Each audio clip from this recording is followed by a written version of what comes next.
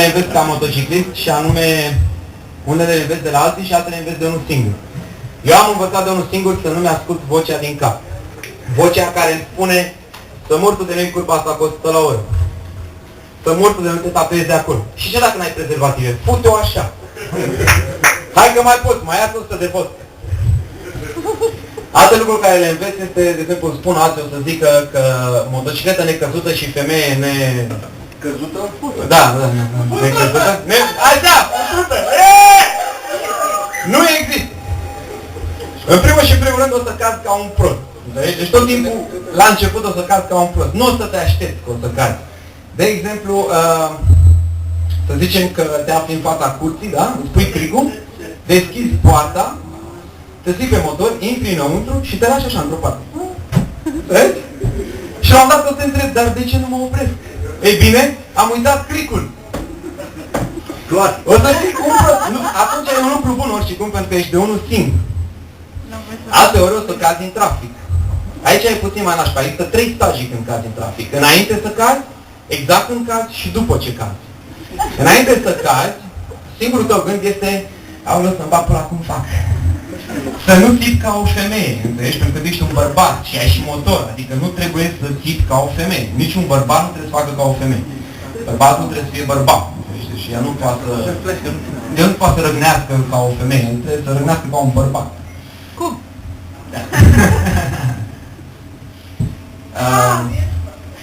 Am uitat ce ziceam? Curăvit. Deci ăsta este singurul tău gând în momentul ăla. Este cum să fac astfel încât să nu țipi ca o femeie. Nu, trebuie să fii cumva... Un bărbat, el nu poate să plângă niciodată. De exemplu, dacă vine cineva și spune, bă, ți-a murit câinele, tot să fii, am eu altul. Deci în niciun caz nu să fii un... Cine, câinele meu? Să-mi bat picioare. Cum a murit? Nu. Da, nu. Deci, să zicem că el se află în mașină, da? Își pupă șoferița și deschide ușa. În momentul în care se va auzi un deci, pentru că tu ai țipat ca un bărbat, nu? Ai răgnit. Eu în momentul ăla, de exemplu, mă aflam pe vremea aveam un scooter, știi? Și din punctul meu de vedere, eu am momentul ăla am făcut ca un leu.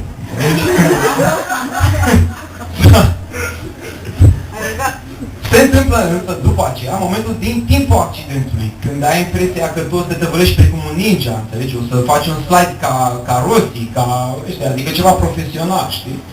Aici există două situații. Una în care te ridici nevătămat, în momentul în care te ridici cu o privire de genul, da, așa am vrut. Știam că așa o să se întâmple, înțelegi? Și de la adrenalina care o împine o să-ți ridici motorul, zici la toți, nu, sunt ok, știi? Da. Sau, ca în cazul de față în care mi-a deschisă la ușa, trebuie să vălit pe jos ținute de genunchi, înțelegi? Răgânind în continuare ca un bărbat. Și acum vine fata de după accident, știi? Care el vine la tine și te întreabă, ești bine, mă? Nu! Tu te oprești puțin așa, te uiți la el mirat, înțelegi? Și zici, cum, adică în general sau acum? Că în general așa, nu știu ce să zic, am un job, m-a lăsat femeia, stau simplu, deci, mă descurc, adică, ce pot să zic? Frate, deci cum pula mea, adică ești bine, mă? Deci nesănătos, nu vezi, n-ai niște indicii, cum ar fi faptul că ai dat în mine, faptul că mă stăpălesc, mă țin de genunchi, răgnesc, adică, nu știu, te ridici, faci dansul durerii, știi dansul durerii? Dansul durerii e ăla când descoperi mobila prin casă cu degetul mic de la picior, știi? Bă, frate, stai așa puțin, că te înjur după aia, Da, deci astea sunt sfaturile care primești, că nu o să cazi, sau ți se va mai spune de exemplu de pana prostului. Pana prostului, evident, tu nu o să o ai niciodată, pentru că tu ești prost. Ai făcut școală, ai trecut prin o grămadă de faze, deci n-ai cum să fii prost, atât de prost, înțelegi? Evident că o să... Da, mă uit la tine, cu tine vorbesc, da? Eu te iubesc, love. L-ați văzut cum ia notele alea cu lămâia în gură? Da. Te iubesc. Și deci cu pana prostului. Pana prostului zice pana prostului pentru felul în care te vei simți când intri în benzinărie împingând la motor. Înțelegi? La un moment dat cineva m-a întrebat, zice, e greu motorul? Zic, bă, numai când cade greșit și când îl împinge e greu, înțelegi? Există câteva momente premergătoare pe anexului. De exemplu, nu te aștepți. Clar, da. Al doilea este plouă afară. Deci, groaznic. Da, frate, da. Și al treilea este pana prostului să te prindă în intersecție, ca să te vadă toți, să știe, înțelegi? Deci să fie, uite de la prostul. Iar toți să fii, nu, știam, da, am un indicator, alea, da, dar nu-l bag în seamă. Hai, mulțumesc mult de tot, da, pentru băieții din spate!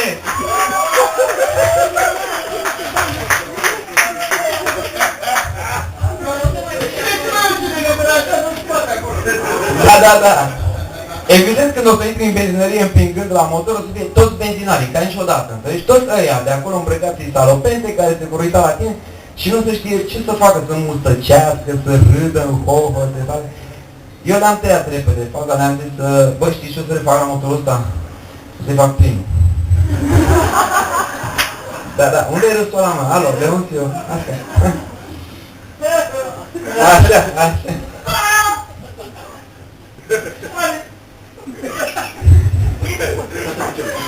Frate, deci oricum pe motor trebuie să fii foarte, foarte atent. Deci noi de obicei motocicliștii mai mergem și pe banda din dreapta, care ar trebui să fie liberă de a ocupate toți parcații din lume. Și eu de exemplu mergeam în spatele unuia pe partea dreaptă, farul îi bătea fix în oglindă, iar din punctul lui de vedere, dacă ar fi să luăm un sistem de referință, adică în față ora 12, în spate ora 6, da? 3, nu? Și 9, eu din punctul lui de vedere eram la ora mai dă în pula mea și un pic. Deci mai dă în gâtul mărții fără ceva. Deci a făcut omul o dreaptă cu toți cu mine în benzinărie. Unde m-am oprit cu benzina plină și am zis, bă, n-aveam țigări, mersi mult de tot, hai să-mi iau și plec. Nu știu ce zic.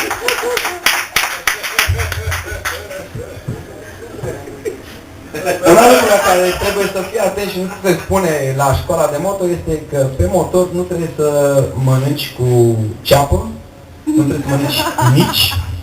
Nu dată dacă râbi în cască, o să faci ca semafor, deci te faci așa verde, galben, roșu și intri în șanță, știi? O soluție ar fi, de exemplu, să te duci să mănânci la McDonald's. Unde la McDonald's, în caz că nu știați, oamenii s-au antrenat să fie politicoși cu tine, înțelegi?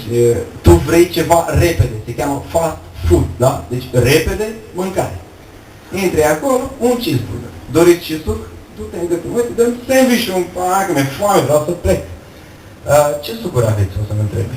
Eu o să zic că cola, Fanta, Sprite. Aici tu poți să ții la cola, aveți cola? Frate, deci zeama aia de la ei, torsura aia de frigider, în niciun caz nu-i cola, înțelegi? Să zici, dă-mi un Sprite. Eu să mic, mediu, mare. Frate meu, acum 5 minute nu știam dacă vreau suc și tu mă întrebi mic, mediu, mare. De unde treacă vrei să zici? Dă-mi mediu, poate mesete, poate nu. Da? Să nu dau nici prea mare, nici prea mic. Doriți și cartofi să faceți meniu? Ai făcut-o în banc, ai intrat în joc? Bine. Dar ce opțiune am la meniu? Păi știți că luați, cum îi zice, cartofi cu sandwich cu suc? Și economisiți 2 lei, dar nu mai bine economisesc mai mult și nu-mi iau cartofi deloc? Profitocule, dă-mi sandwich-ul ăla odată. Nu, mulțumesc, nu vreau cartofi, că-mi graș. Da. După aia se întrebe, da, doriți și desert? Frate, mi-e dă-mi sandwich-ul ăla, că de-aia am intrat aici, am înțelegi? Nu mă lua pe... Ce deserturi aveți? Înghețată? Nu, mulțumesc, că e rece. Și avem și plăcintă. Aici tu o să câștigi acest joc, înțelegi? Pentru că tu o să întrebi cu ce gemuri aveți plăcinta. Și nu o să zică ceva comun, gen caise, mere. La momentul în care tu o să-i spui, nu aveți cu kiwi, da. Aia mi-era o poftă. Sau coacăze, cu coacăze n-am zis, nu? Dă-mi în pana mea sandwich-ul ăla până te pleznesc.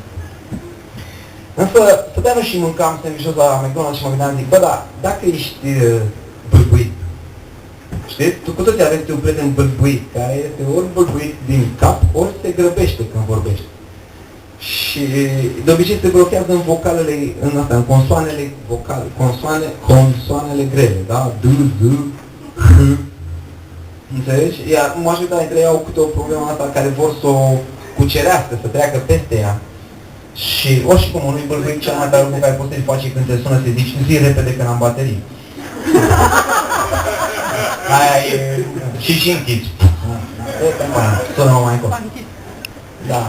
Și cum ar fi să fii un bâlbuit care duci la McDonald's, ăla trebuie să fie politicos cu tine, iar tu vrei să zici, dă și mie un dă și mie un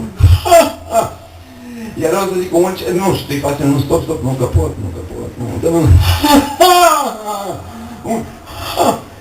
hamburger.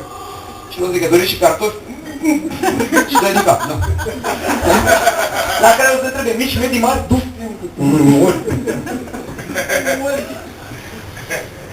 tot ca motociclist mai are lucru care mi se spune și anume toți prietenii tăi care nu au motoare poți să-i cheme la terasă, ca până acum. Iar tu o să te duci la terasă, o să zbări motorul, chopperul, rocker, dur, nu? Și da, tatuat. Sau ștampilat. Și în sfârșit intri, după ce ți-ai băruit motorul la parcare, intri dur, ai un mers de la de lama să plece, să mă lase în pace, renegatul, asta nu e foarte, deci e un motor, dar deci intri pe șustai așa frumos, te uiți, să vezi, te-a văzut, nu te-a văzut lumea, te așezi la masă cu băieții, dai noroc cu ei, vine chelnerii să aleasă pe stânceana, astea, niște fructe, niște treburi, îmi întreabă pe aia că mai aduc ceva, o bere, o vodcă, un coniac, iar tu o să fii de la cu ce ar de știi. Sau un ceai, dar nu prea fierbinte, de la...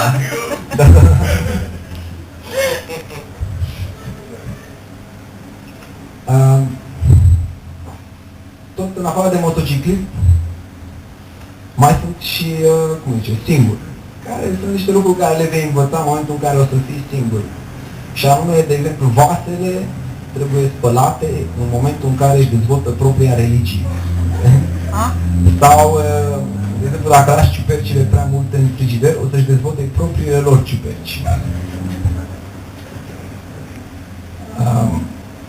Mai chem câte o fată pe la tine. Deci, până atunci, fetele, din punctul meu de vedere, ele erau niște zâne, niște frumoase, că de-aia le vânezi, de-aia le dorești. Și vine fata pe la tine, se așează, își faci de-ale ei.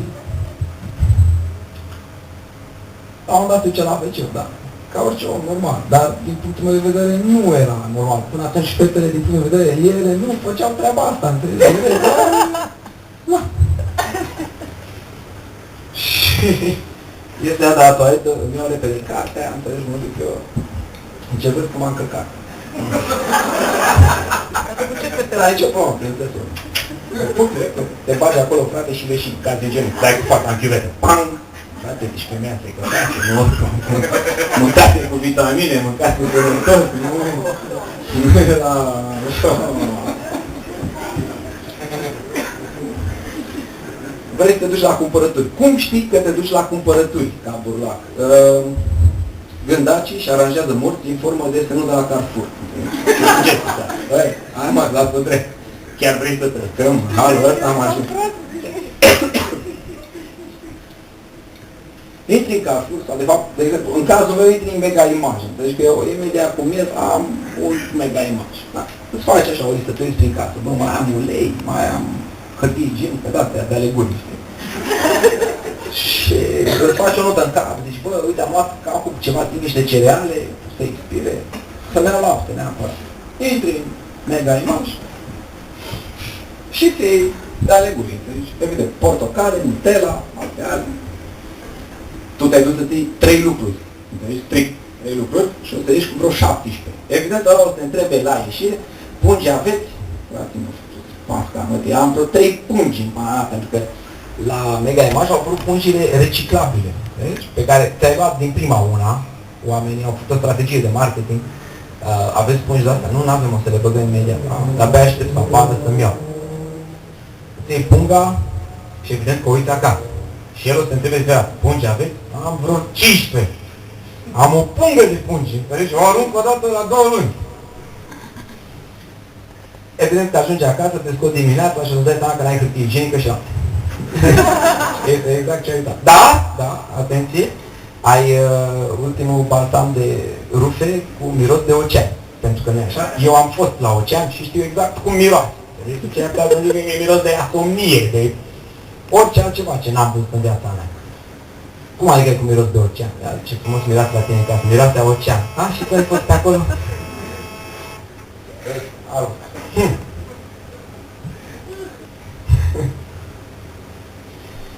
Și... ce vreau să mai zic? Ce mai aveam pe aici?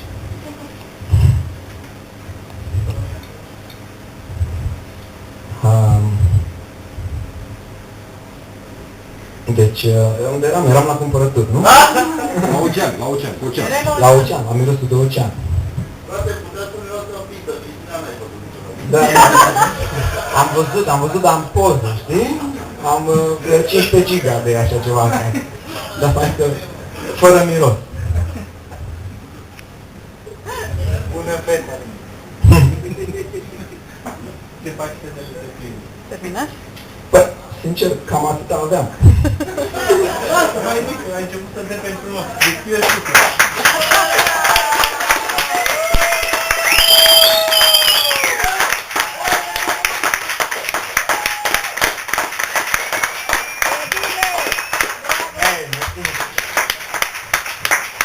N-ai pentru ce? Să nu plecați, deci formația mai cântă, da? Ai închis ușa, nu?